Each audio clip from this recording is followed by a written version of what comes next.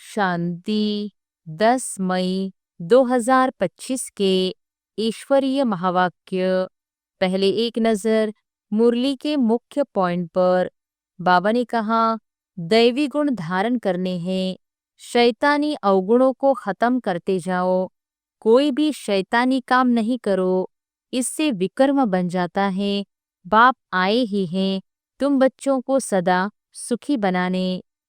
बाप कहते हैं, दिन रात जितना हो सके याद में रहो। वह भक्ति मार्ग की यात्रा टांगों की होती है, बहुत धक्के खाने पड़ते हैं। यहाँ तुम बैठे हुए भी याद की यात्रा पर हो। तुम्हारी बुद्धि में रचिता और रचना के आदि मध्य अंत का ज्ञान है।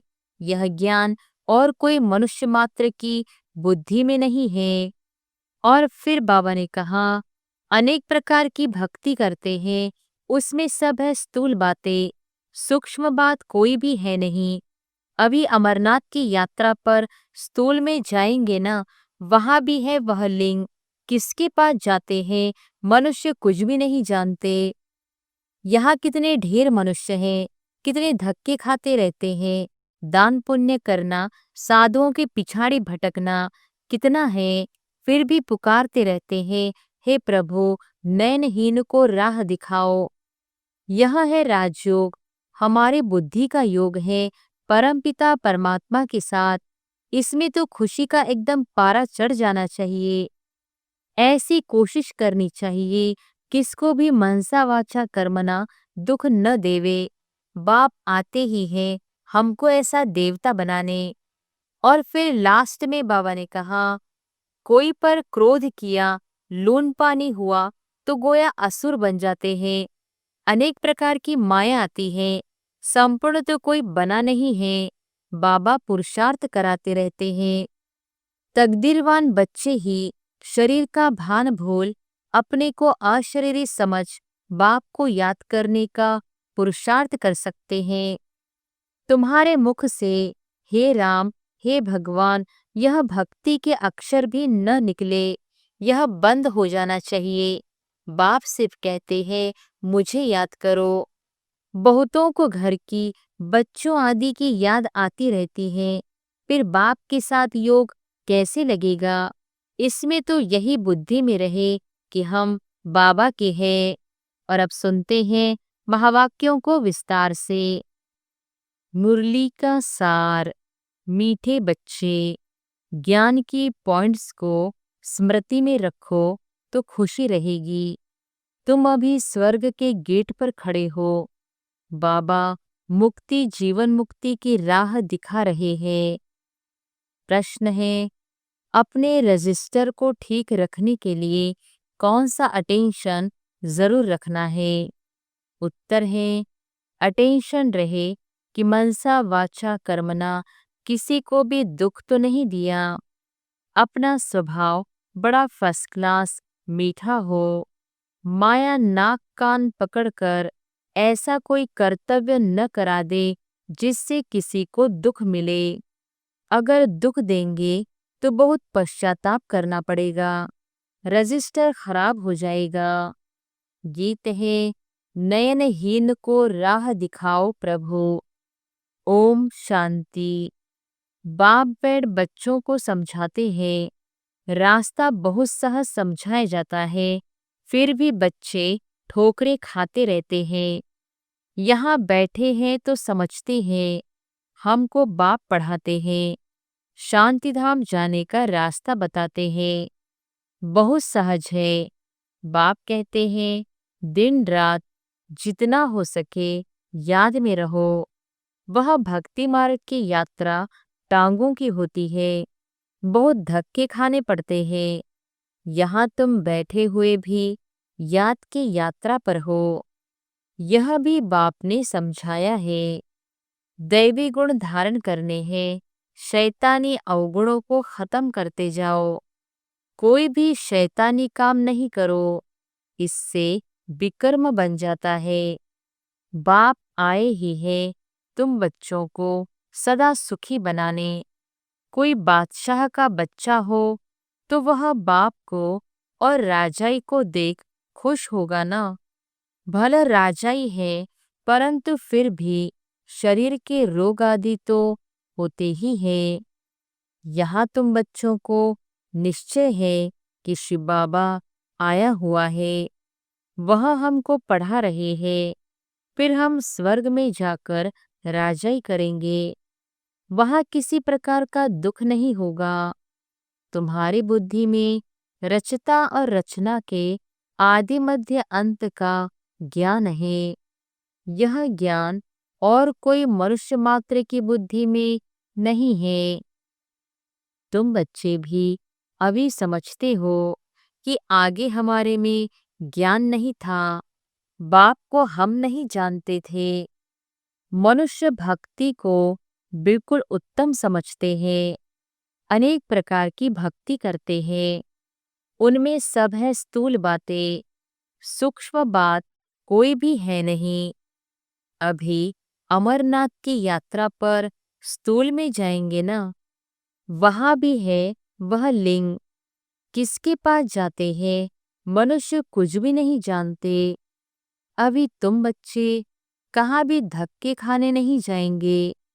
तुम जानते हो हम पढ़ते ही हैं नई दुनिया के लिए, जहाँ यह वेद शास्त्र आदि होते ही नहीं। सतयुग में भक्ति होती नहीं, वहाँ है ही सुख। जहाँ भक्ति है वहाँ दुख है। यह गोले का चित्र बड़ा अच्छा है। स्वर्ग का गेट इससे बड़ा क्लियर है। यह बुद्धि में रहना चाहिए। अभी हम स्वर्ग के गेट पर बैठे हैं, बहुत खुशी होनी चाहिए। ज्ञान की पॉइंट्स को याद करते तुम बच्चे बहुत खुशी में रह सकते हो। जानते हो अभी हम स्वर्ग के गेट में जा रहे हैं। वहाँ बहुत थोड़े मनुष्य होते हैं, यहाँ कितने ढेर मनुष्य हैं, कितने धक्के खाते रहते हैं। दान पुण्य करना, साधुओं के पिछाड़ी भटकना कितना है, फिर भी पुकारते रहते हैं, हे प्रभु नयनहीन को राह दिखाओ। राह हमेशा मुक्ति, जीवन मुक्ति की चाहते हैं। यह पुराने दुख की दुनिया है, सो भी तुम जानते हो। मनुष्यों को पता ही नहीं, कलयुग की आयु हजारों वर्ष कह देते हैं, तो बेचारे अंधकार में है ना। तुम्हारे में भी नंबरवार है जो जानते हैं बरोबर हमारा बाबा हमको राजयोग सिखला रहे हैं। जैसे बैरिस्टरी योग, इंजीनियरिंग योग होता है ना, पढ़ने वाले को टीचर की ही याद रहती है। बैरिस्टरी के ज्ञान से मनुष्य बैरिस्टर बन जाएगा। यह है राजयोग, हमारी बुद्धि का योग है परमपिता परमात्मा के साथ। इसमें तो खुशी का एकदम पारा चढ़ जाना चाहिए। बहुत मीठा बनना है, स्वभाव बड़ा फर्स्ट क्लास होना चाहिए, कोई को भी दुख न मिले। चाहते भी है किसको दुख न देवे, परंतु फिर भी माया नाक कान से पकड़ भूल करा देती है। फिर अंदर पछताते हैं हमने नाहिक उनको दुख दिया। परंतु रजिस्टर में तो खराबी आ गई ना। ऐसी कोशिश करनी चाहिए किसको भी मनसा वाचा कर्मना दुख न देवे। बाप आते ही है हमको ऐसा देवता बनाने। यह कभी किसको दुख देते हैं क्या? लौकिक टीचर पढ़ाते हैं, दुख तो नहीं देते हैं ना। हाँ, बच्चे नहीं पढ़ते हैं तो कोई सजा आदि देते हैं। आजकल मारने का भी कायदा निकाल दिया है। तुम रूहानी टीचर हो, तुम्हारा काम है पढ़ाना और साथ साथ मैनर्स सिखलाना। फिर पढ़ेंगे लिखेंगे तो ऊंच पद पाएंगे, नहीं पढ़ेंगे तो फेल खुद होंगे। यह बाप भी रोज आकर पढ़ाते हैं, मैनर्स सिखलाते हैं।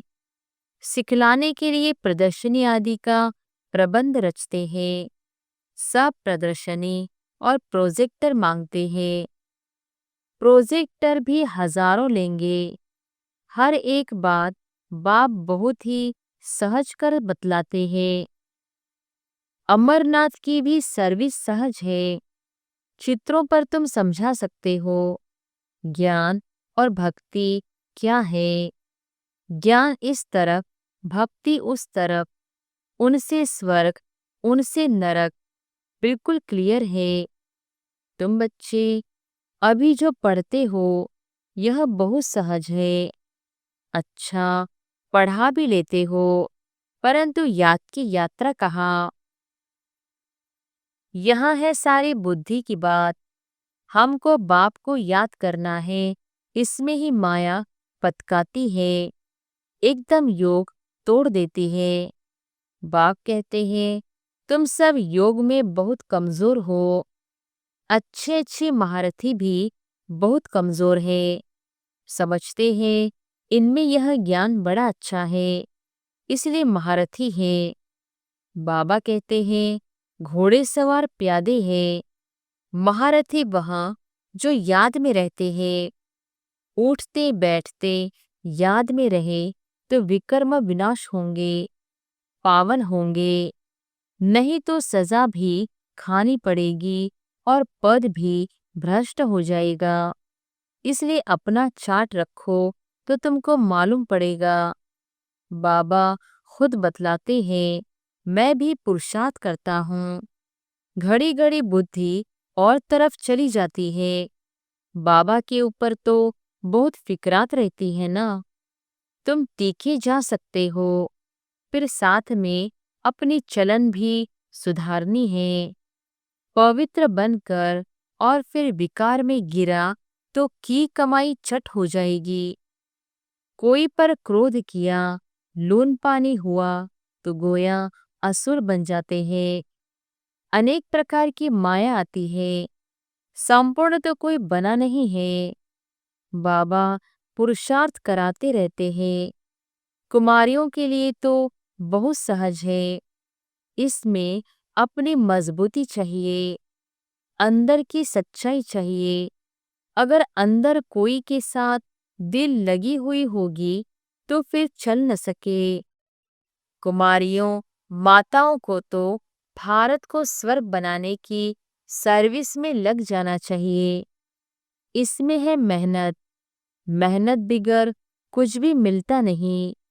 तुमको 21 जन्म के लिए राजाई मिलती है तो कितनी मेहनत करनी चाहिए। वो पढ़ाई भी बाबा इसलिए पढ़ने देते हैं, कहते हैं जब तक इसमें पक्के हो जाए। ऐसा न हो फिर दोनों जहान से चला जाए। कोई के नाम रूप में लटक मरते तो खत्म हो जाते हैं। तकदीरवान बच्चे ही शरीर का भान भूल अपने को अशरीरी समझ बाप को याद करने का पुरुषार्थ कर सकते हैं।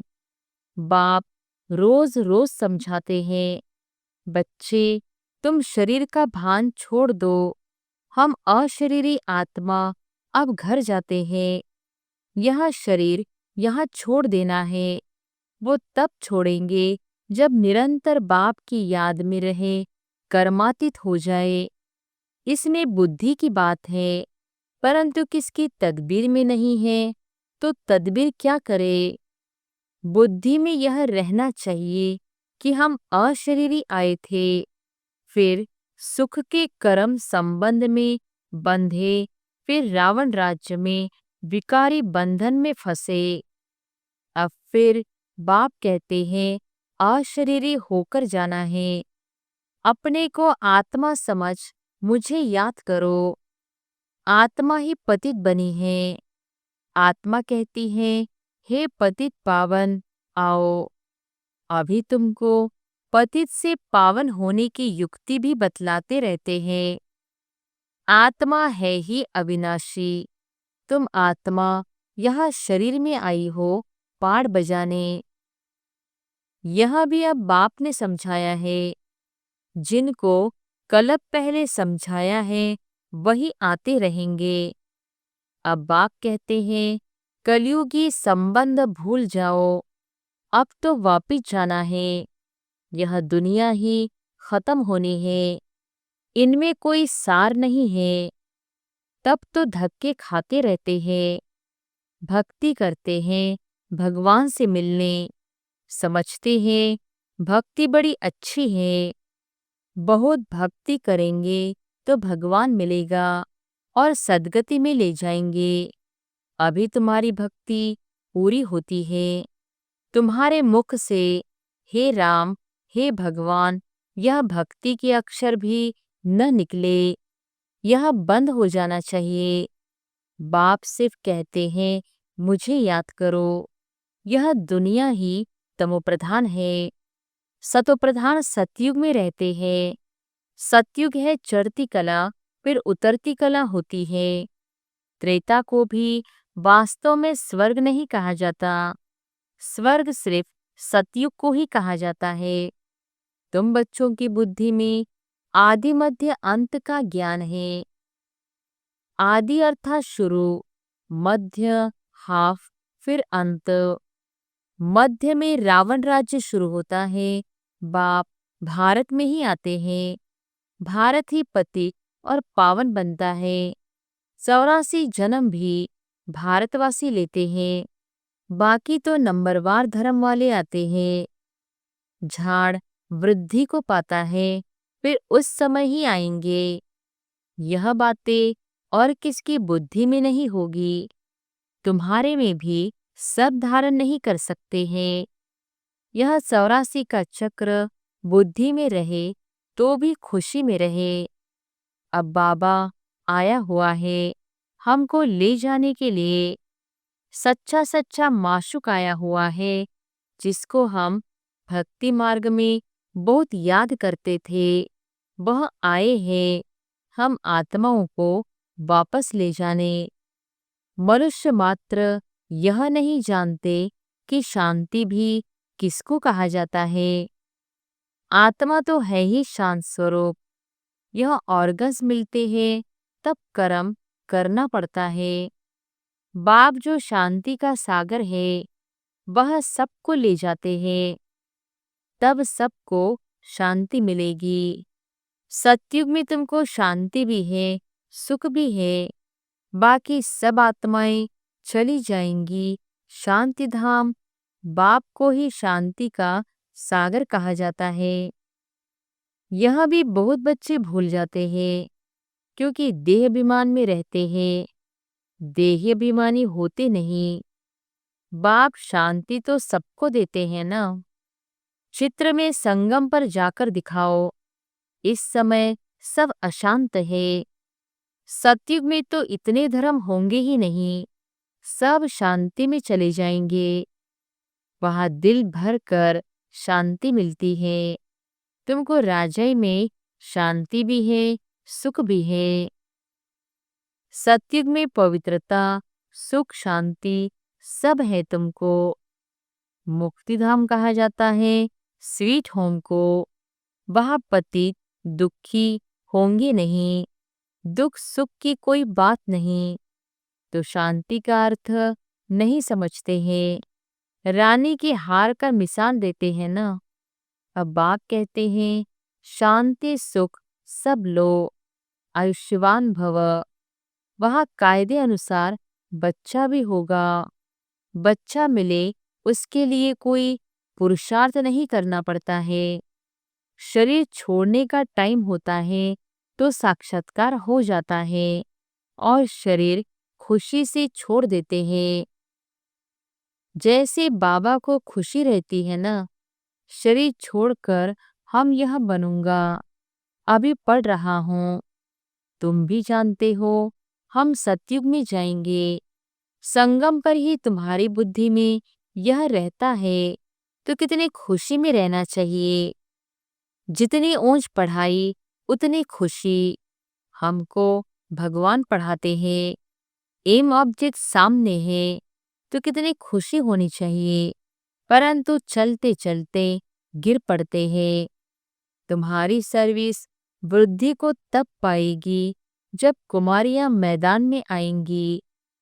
बाप कहते हैं आपस में एक तो लून पानी मत बनो, जबकि जानते हो हम ऐसी दुनिया में जाते हैं जहाँ शेर बकरी इकट्ठे जल पीते हैं। वहां तो हर एक चीज देखने से ही दिल खुश हो जाती है। नाम ही है स्वर्ग। तो कुमारियां लौकिक माँ बाप को बोले, अभी हम वहां जाने की तैयारी कर रहे हैं। पवित्र तो जरूर बनना है। बाप कहते हैं, काम महाशत्रु है। अब मैं योगिन बनी हूँ, इसलिए पतित नहीं बन सकती। बात करने की खड़ाई चाहिए। ऐसी कुमारियां जब निकलेंगी, फिर देखना कितना जल्दी सर्विस होती है। परंतु चाहिए नष्टो मोहा। एक बार मर गई तो फिर याद क्यों आनी चाहिए। परंतु बहुतों को घर की, बच्चों आदि की याद आती रहती है। फिर बाप के साथ योग कैसे लगेगा। इसमें तो यही बुद्धि में रहे कि हम बाबा के हैं। यह पुरानी दुनिया खत्म हुई पड़ी है। बाप कहते हैं, मुझे याद करो। अच्छा, मीठे मीठे सिकिलधे बच्चों प्रति मात पिता बाप दादा का याद प्यार और गुड मॉर्निंग। रूहानी बाप की रूहानी बच्चों को नमस्ते। धारणा के लिए मुख्य सार। पहली पॉइंट, अपनी ऊंची तकदीर बनाने के लिए जितना हो सके अशरीरी बनने का अभ्यास करना है। शरीर का भान बिल्कुल भूल जाए। किसी का भी नाम रूप याद न आए, यह मेहनत करनी है। दूसरी पॉइंट, अपनी चलन का चार्ट रखना है। कभी भी आसुरी चलन नहीं चलनी है। दिल की सच्चाई से नष्टोमोहा बन भारत को स्वर्ग बनाने की सर्विस में लग जाना है। वरदान है, माया के रॉयल रूप के बंधनों से मुक्त विश्वजीत जगज्जीत भव। माया के रॉयल रूप के बंधनों से मुक्त विश्वजीत जगज्जीत भव। मेरा पुरुषार्थ, मेरी इन्वेशन, मेरी सर्विस, मेरी टचिंग, मेरे गुण अच्छे हैं। मेरी निर्णय शक्ति बहुत अच्छी है। यह मेरापन ही रॉयल माया का रूप है। माया ऐसा जादू मंत्र कर देती है जो तेरे को भी मेरा बना देती है। इसलिए अब ऐसे अनेक बंधनों से मुक्त बन एक बाप के संबंध में आ जाओ, तो माया जीत बन जाएंगे। माया जीत ही प्रकृति जीत, विश्व जीत व जगत जीत बनते हैं। वही एक सेकंड के अशरीरी भव के डायरेक्शन को सहज और स्वतः कार्य में लगा सकते हैं। स्लोगन है, विश्व परिवर्तक वही है जो किसी के नेगेटिव को पॉजिटिव में बदल दे। विश्व परिवर्तक वही है जो किसी के नेगेटिव को पॉजिटिव में बदल दे। अव्यक्त इशारे, रूहानी रॉयल्टी और प्यूरिटी की पर्सनैलिटी धारण करो। आपका स्वस्वरूप पवित्र है। स्वधर्म अर्थात आत्मा की पहली धारणा पवित्रता है। स्वदेश पवित्र देश है। स्वराज्य पवित्र राज्य है। स्व का यादगार परम पवित्र पूज्य है। कर्मेंद्रियों का अनादि स्वभाव सुकर्म है। बस यही सदा स्मृति में रखो तो मेहनत और हठ से छूट जाएंगे। पवित्रता वरदान स्वरूप में धारण कर लेंगे। अच्छा, ओम शांति।